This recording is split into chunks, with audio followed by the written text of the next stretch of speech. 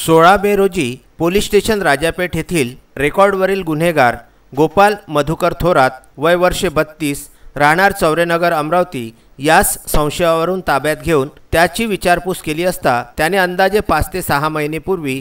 Pramod colony Shankarnagar येथे एका घरफोडीची कबुली दिलेली असून त्याच्या कबुलीप्रमाणे जप्ती पंचनामाप्रमाणे 34.400 ग्रॅमचे सोन्याची लगड अंदाजे किंमत 1,51,360 रुपयाचा माल हा पंचासमक्ष जप्त करण्यात आला। राजापेठ पोलिसांनी 2019 मध्ये भारतीय दंडविधानाच्या 457-380 अंतर्गत असलेला 630 नंबरचा गुन्हा उघड करण्यात यश मिळविले आहे। सदरचा गुन्हा पोलीस आयुक्त संजय बाविस्कर, पोलीस उपायुक्त परिमंडळ 2 चे शशिकांत सातव तसेच सहाय्यक पोलीस आयुक्त सुहास भोसले राजापेठ विभाग यांचे मार्गदर्शनामध्ये राजापेठ पोलीस स्टेशनचे वरिष्ठ पोलीस निरीक्षक किशोर सूर्यवंशी, सहाय्यक पोलीस निरीक्षक गजानन मेहत्रे, डीबी पथकाचे कर्मचारी head constable Rangrao Jadhav, Naik police constable Firoz Khan, Ashok Watane, Chhotelal Yadav, police constable Rajesh Gurle व दिनेश भिसे यांनी केली।